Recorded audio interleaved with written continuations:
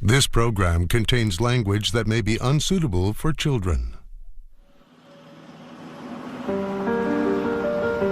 Goldman Sachs is very, very good at what they do.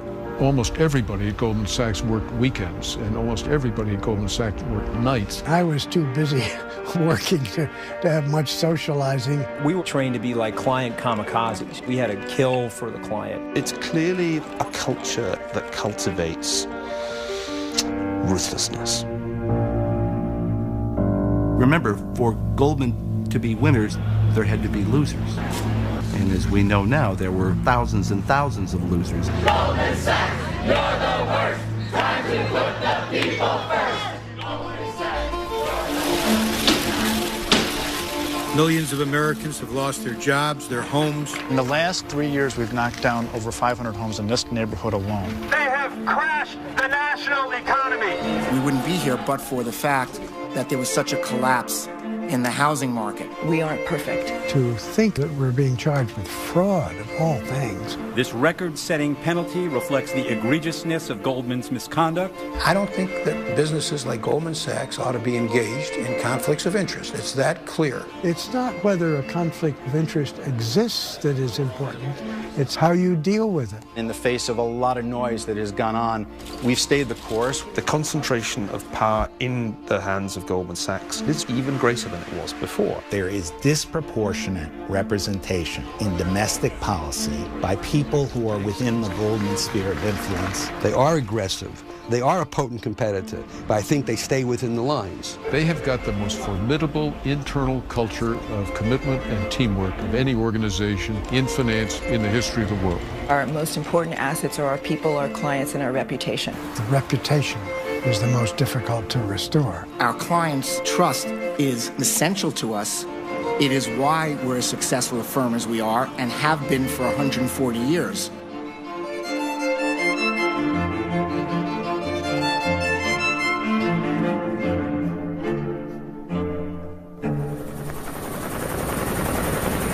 Near the tip of Lower Manhattan, a stone's throw from the Hudson River, stands a 43-story tower of glass and steel. It's Goldman Sachs' new $2 billion headquarters, and it serves as a symbol of the bank's success. That success and what's behind it is being questioned like never before. Today, Goldman finds itself the poster child of Wall Street excess. The firm paid $500 million to settle fraud charges brought by the Securities and Exchange Commission. And when it comes to public perception, an NBC News Wall Street Journal poll taken shortly before that settlement found Goldman Sachs' approval rating was worse than BP's in the midst of the Gulf oil spill. I'm David Faber. In the next hour, we'll explore how Wall Street's most profitable and powerful bank has found itself the subject of both professional admiration and public scorn. April 27th, 2010. A dramatic confrontation between Washington and Wall Street. The scene, the Senate's Permanent Subcommittee on Investigations. Goldman Sachs' highest-ranking executives are being grilled about whether the firm profited at the expense of its own clients during Wall Street's financial crisis. It's a low point in the long history of America's most storied investment bank. Good morning, everybody. Committee Chairman Senator Carl Levin of Michigan doesn't mince words when confronting Goldman CEO Lloyd Blankfein. You shouldn't be selling junk. You shouldn't be selling crap. You shouldn't be betting against your own customer at the same time you're selling to them. Following a long investigation, Senator Levin claimed Goldman Sachs lured its clients into billions of dollars worth of deals the bank knew were likely to go bad. Look what your sales team was saying about Timberwolf. Boy, that Timberwolf was one shitty deal. I didn't say that. Who did? Your people, internally. Come on, Mr. Sparks. Well, Mr. Chairman, should Goldman Sachs be trying to sell a shitty deal? You use the word shitty a lot of times on national television. I'm telling you, that was quoting Goldman. They were describing something internally to themselves as crap and selling it to customers. They didn't seem to be troubled by it. They said to us, you guys sitting up there don't understand the way Wall Street works. Well, let me tell you, I do understand the way Wall Street works, and that part of it is totally unacceptable, I believe reprehensible, and needs to be reformed. Well, they think they did right by their shareholders, who, by the way, also include their 35,000 employees. They think they were actually the firm that best navigated the worst financial crisis this country's seen since the 1930s. Well, maybe there's 35,000 employees or shareholders that benefited, but there's 200 million Americans that lost.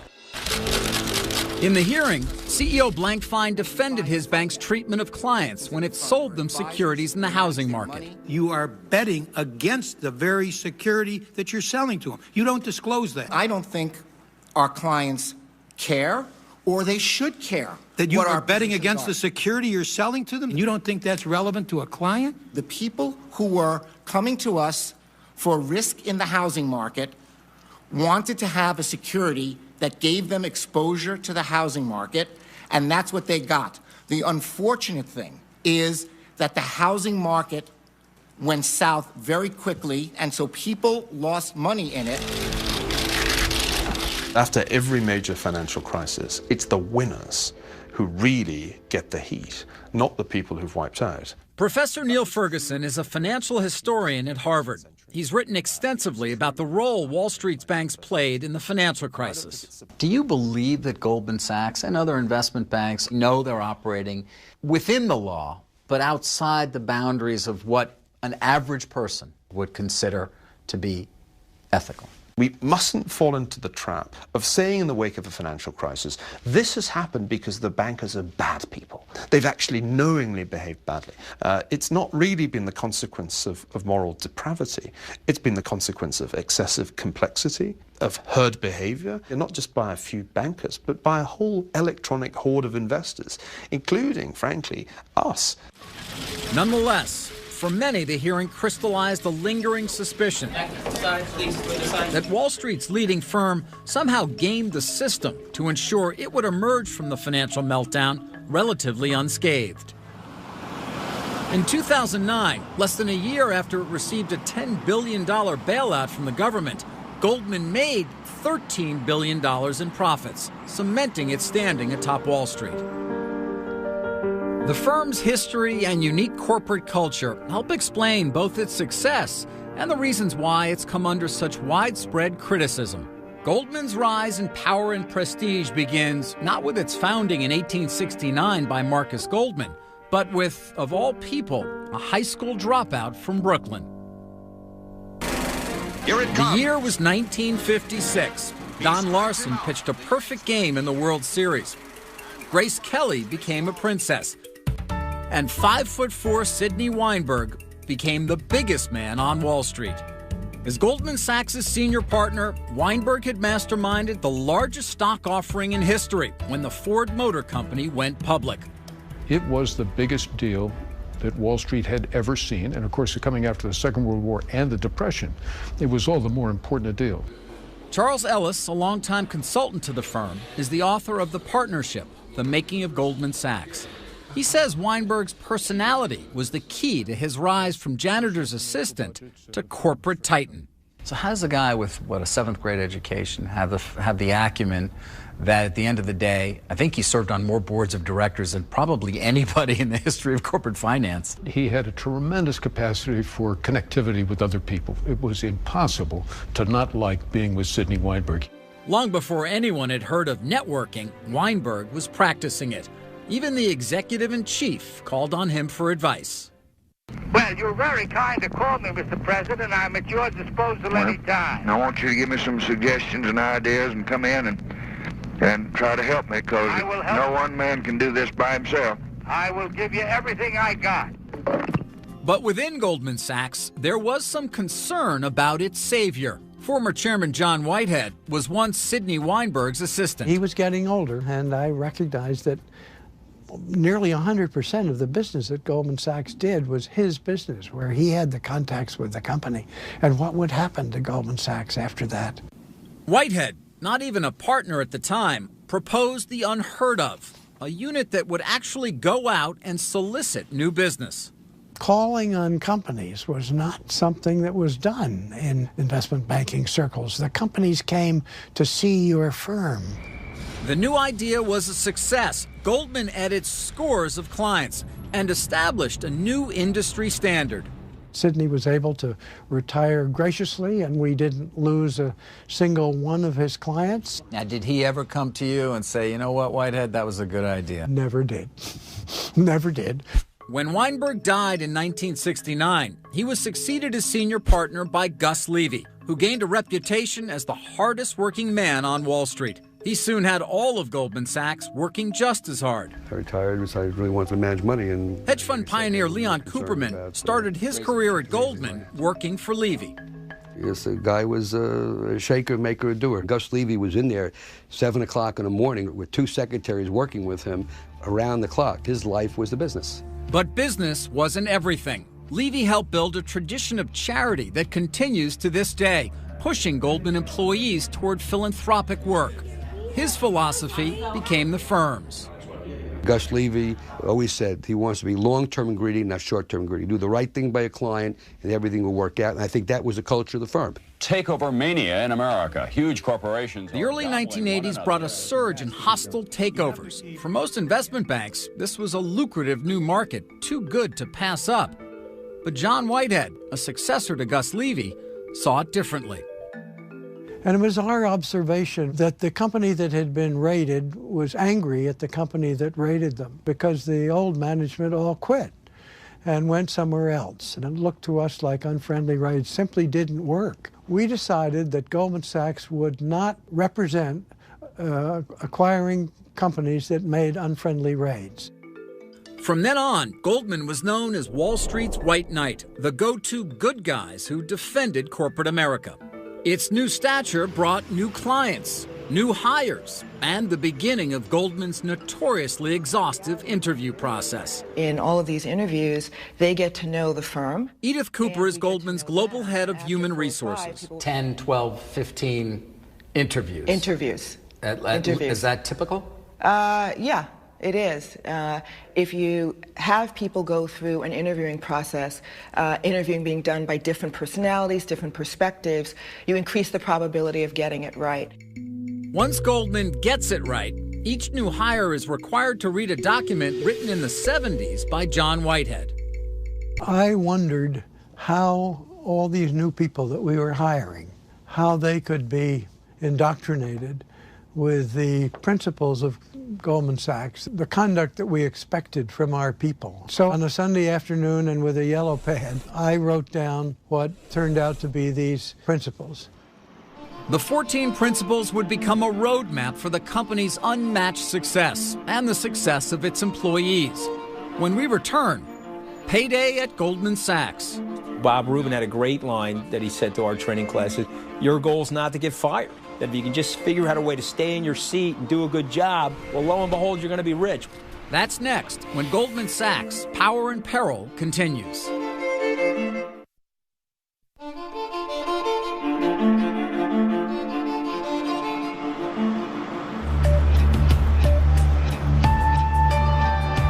The culture of Wall Street has always been a source of popular fascination, in part due to its stratospheric pay, a subject of both envy and revulsion.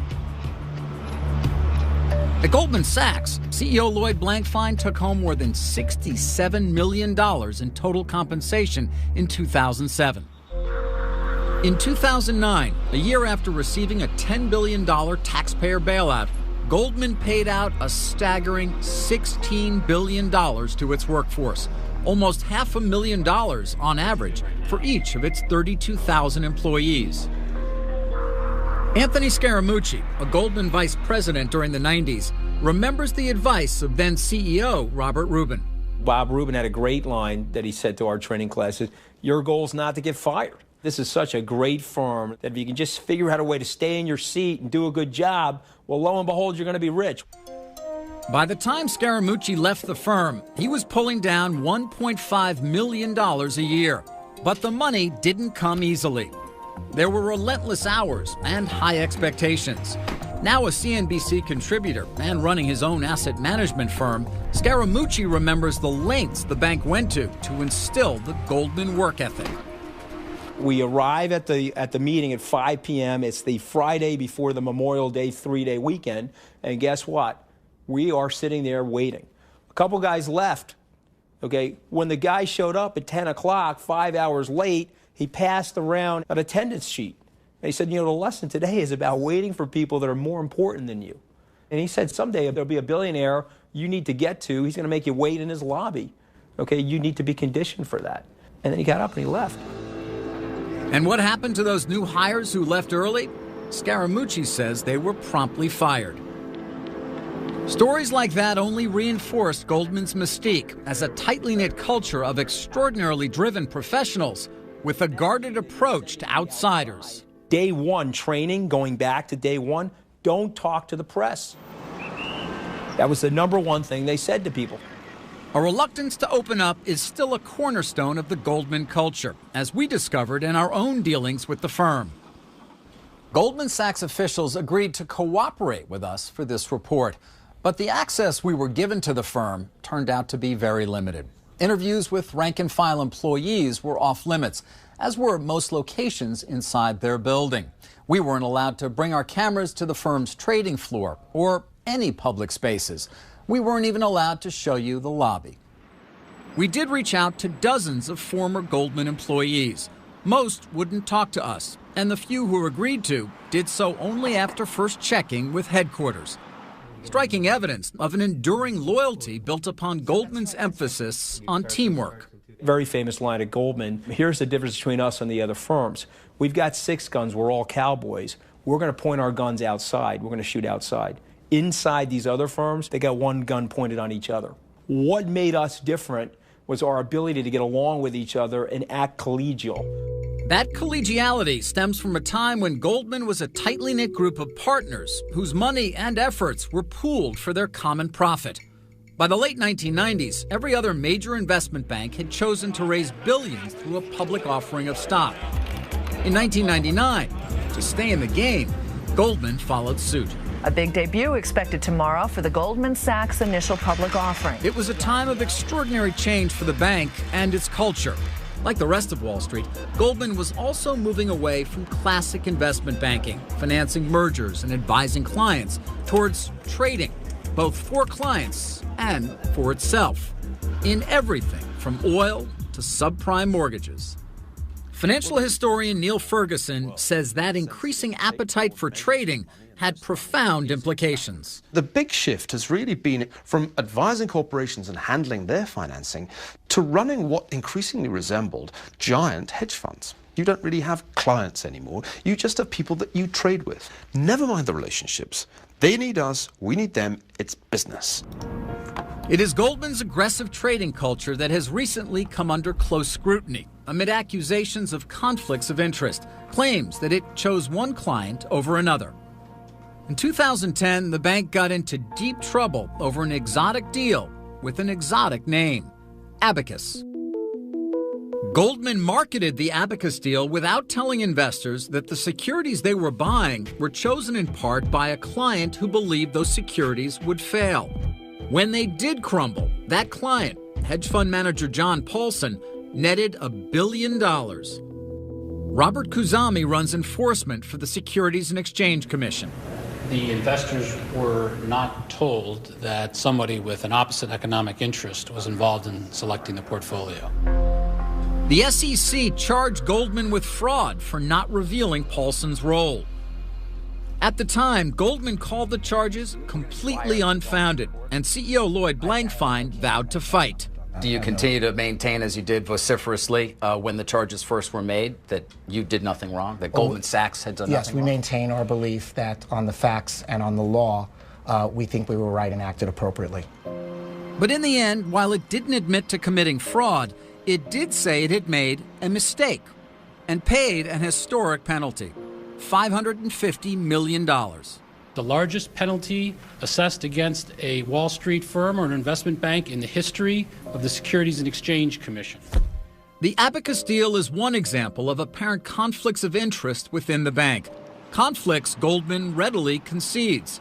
Listen to this conference call between Blankfein and the firm's clients in the spring of 2010.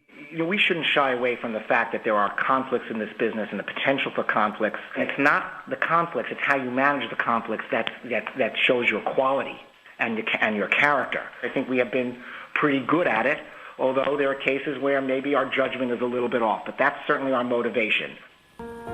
When both traditional investment banking and trading take place in the same firm, a bank can not only pick one client over another. According to Neil Ferguson, it can also use its own money to bet against its clients. I don't think once you put everything together under one roof, you can avoid there being major conflicts of interest. There is a massive risk of simply trading against the clients. It would seem to me the modern-day investment bank is fraught with conflicts of interest throughout its operations. There are conflicts everywhere. My understanding is that the ethos at Goldman Sachs, the watchword, is to embrace these conflicts of interest, to love them. In the end, if conflicts of interest are the friend of the investment banker, you have to wonder who's on the losing side of that particular trade. But Steve Scher, who heads the firm's financing group, defends Goldman's embattled culture. He says the firm holds true to its core principles. The client is still number one. We're not facing off and engaging with our clients to solve their problems with an eye toward where will the firm make its money. The firm does well, but the firm will only do well, and individuals at the firm will only do well as and to the extent that we serve our clients appropriately. You know, I've spoken to many clients of Goldman Sachs, and I must tell you, while their regard for the firm is extraordinarily high, they say, I do deal with Goldman Sachs because they have very good people, and I need to deal with Goldman. But I don't necessarily feel that Goldman has my best interests at heart. Goldman is looking out for Goldman. Well, I would take issue with the conclusion you drew about Goldman looking out for Goldman. I think at the end of the day, we will only do well to the extent that we do well by our clients. That's where it begins and that's where it ends. While Goldman Sachs says its clients have stuck by the firm, the court of public opinion has not. When we return, an American city bruised and battered. It was the complicity of firms like Goldman Sachs that not only ruined neighborhoods that were already struggling in Cleveland, but really wrecked our financial system and did incalculable harm. That's next, when Goldman Sachs' Power and Peril continues.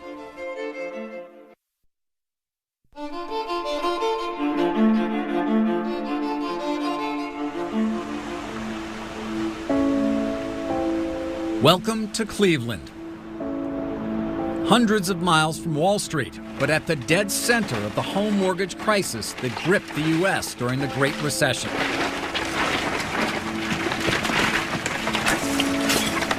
What you see is a mortgage that's gone bad, a house that got abandoned, and all that's left is the wrecking ball.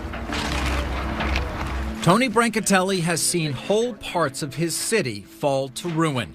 He's a city councilman for Cleveland's Slavic Village, a blighted neighborhood where risky mortgage practices flourished.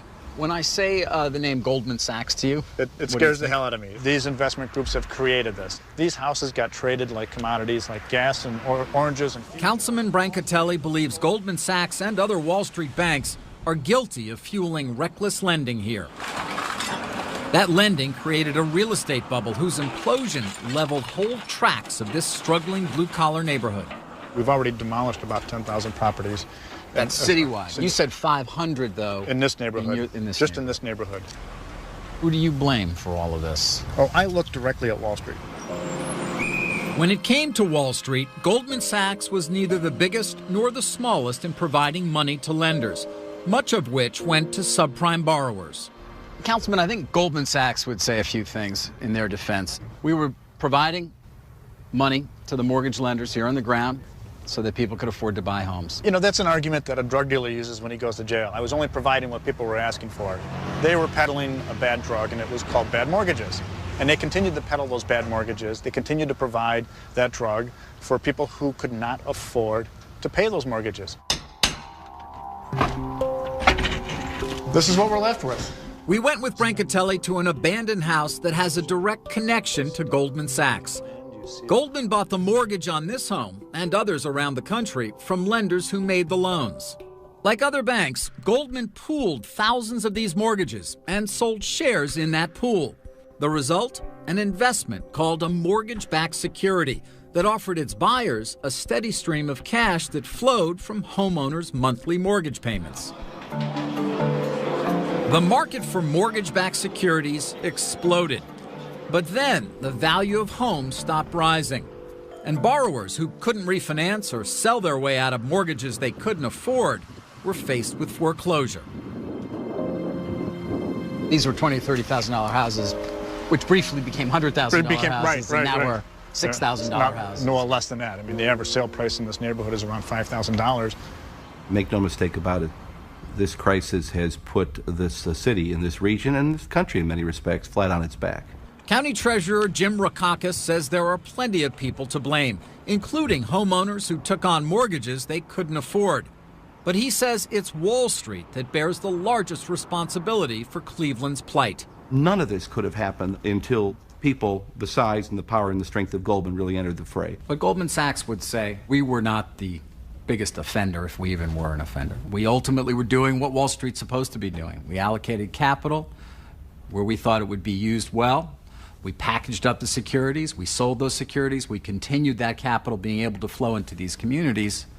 What's the problem? They may argue they weren't the worst, but they were certainly very much part of this problem. They knew these companies were putting bad product out on the street. They were too smart not to know that. But the profits were also too large to ignore. We wanted to ask Goldman CEO Lloyd Blankfein about that charge and other claims made against the firm, but we didn't have the chance. When the time came for a long-promised sit-down interview with him for this documentary, Goldman Sachs reneged.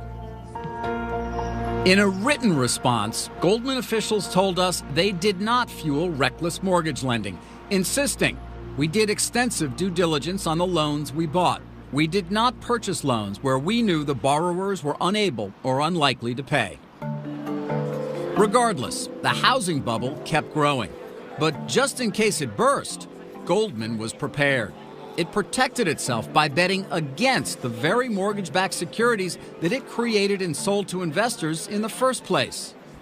Goldman had protected itself with an exotic Wall Street invention similar to an insurance policy that enabled it to bet that people here in Cleveland and elsewhere wouldn't pay their mortgages back.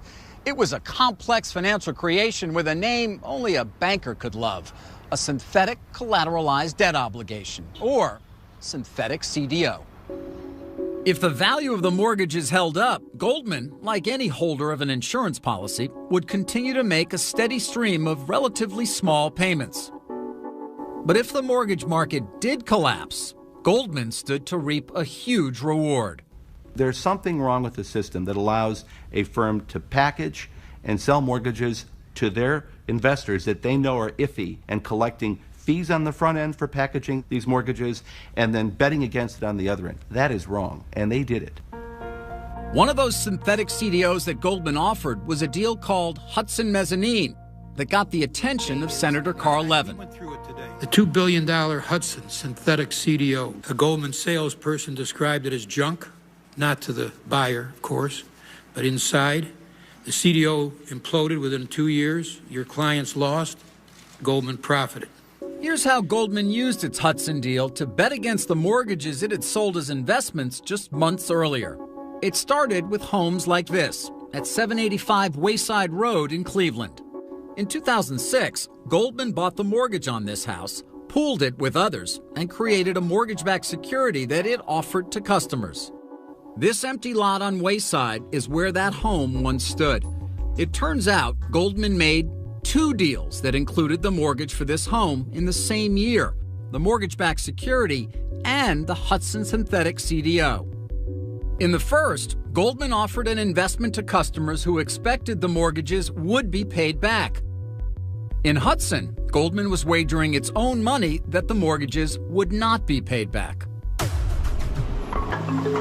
That raises the question, was the bank selling investments it assumed would go bad? Goldman insists it was not. Quote, "We did not choose securities with the belief they would lose value. If investors did not like the underlying securities, they could have chosen not to invest. Craig Broderick heads risk management for Goldman Sachs. The larger takeaway for so many people seems to be that Goldman Sachs knew better than anybody else and gamed the system and knew that the mortgage market was about to collapse and therefore did something that no other firm did. It might enhance my profile as a risk manager if I were able to sit here and say we had great insight into how the market was going to move. Goldman officials say the bank lost money investing in residential mortgages. Further proof, they say, that they didn't expect the housing market to collapse. We nearly knew that the market appeared to have more risk inherent in it than we had understood previously, and therefore the appropriate action was to reduce risk. To reduce its risk, Goldman turned to those Wall Street concoctions, synthetic CDOs. The reason they're called synthetic is because no mortgages are actually bought or sold. A synthetic CDO is simply a wager, a bet on whether mortgages will be paid back.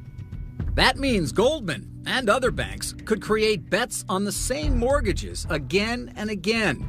Along the way, the bad debt just kept multiplying. I want a clear path out the door, please. Clear the door. Whether Goldman gamed the system or not, the widespread belief that it did has led many to question its integrity. Head of Human Resources Edith Cooper defends the bank as committed to its core principles. We're very focused on not only the letter of the law, but the spirit of that. We pay attention to honesty. Somebody listening to this conversation who's unaffiliated and doesn't know much about Goldman Sachs except what they read in the newspaper would be like, what is this lady talking about? This is Goldman Sachs. They are not honest. They are not doing the right thing. They're betting against the American dream. I feel very strongly about the purpose that Goldman Sachs serves and the principal nature of what we do. I also feel very strongly that we aren't perfect. We need to communicate more directly about what we do. We know that we are an organization that's based on all of the things that are key to our business principles: honesty, integrity, entrepreneurialism, because if we weren't, we would not have support from our clients. But we don't take any of that for granted. We recognize that we have to earn that every day, and we have a lot of work to do to continue to have that type of loyalty. Goldman may also have a lot of work to do to revive the trust of another critical constituency: government. Has the name Goldman Sachs become toxic in Washington, D.C.? It is right now. Coming up, a story of public service, money, influence, and high office when Goldman Sachs' Power and Peril continues.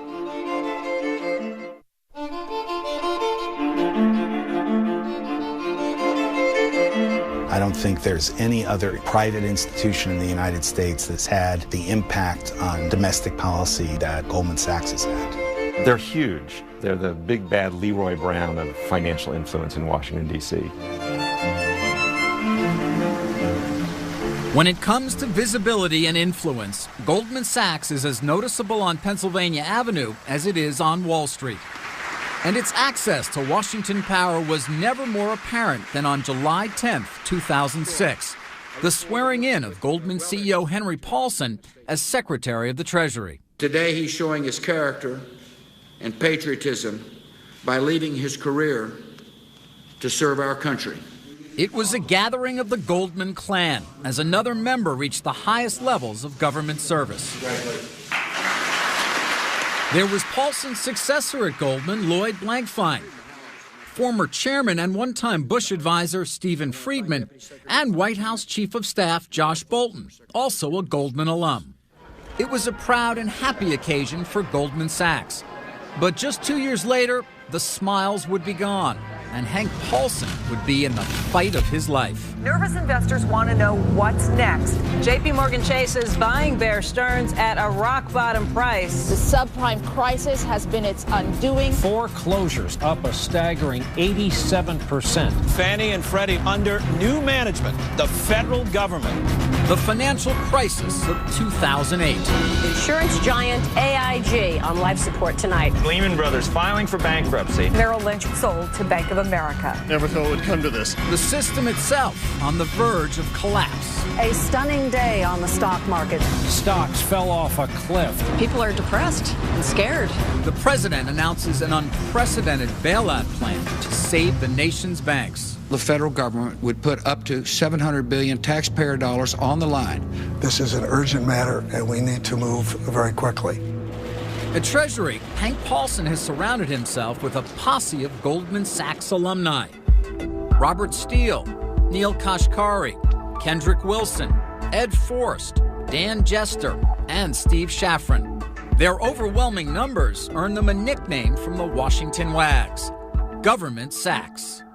I think almost anybody else would have said, okay, I'll bring one or two in, but if I'm going to bring in an army, it's going to look bad. University of Maryland law professor Michael Greenberger is a former director at the Commodity Futures Trading Commission.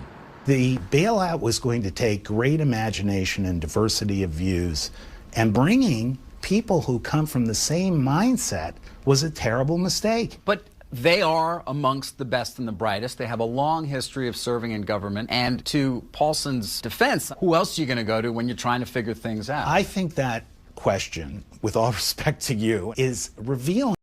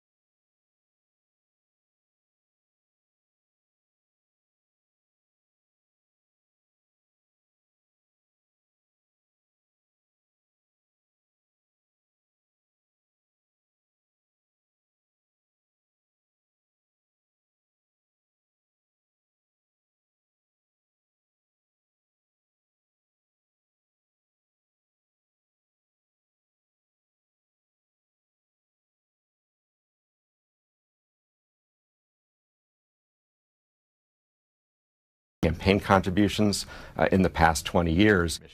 Nick Neihart runs Public Campaign, a campaign finance reform group. The financial sector as a whole is the most powerful giving sector, but they're the top giver within the financial sector to candidates and incumbents in Congress. But in election year 2010, candidates were less eager to take Goldman's money. Has the name Goldman Sachs become toxic in Washington, D.C.? It is right now.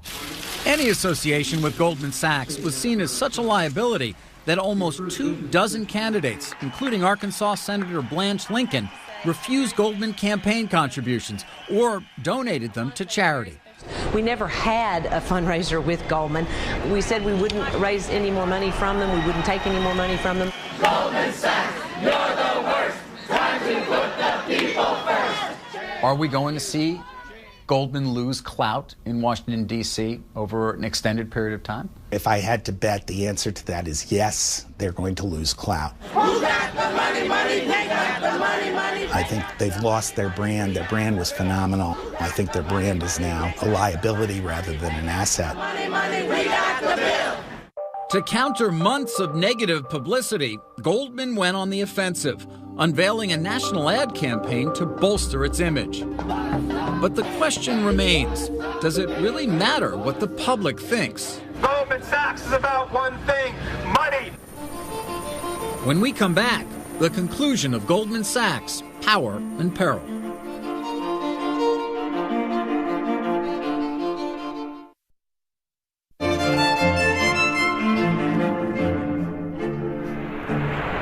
In Goldman Sachs' storied history, 2010 will go down as one of its harshest years. But while its reputation has been dealt a severe blow, its ability to produce profits remains undiminished. The court of public opinion may drive headlines, but the opinion that really matters to Goldman Sachs and its bottom line is that of its clients. So far, the loyalty of Goldman's clients endures. But given the changing nature of Goldman's business, with its focus on trading rather than banking relationships, the most important client to Goldman now and in the future is not some corporation or hedge fund. Goldman's #1 client is Goldman. I'm David Faber. Thanks for watching.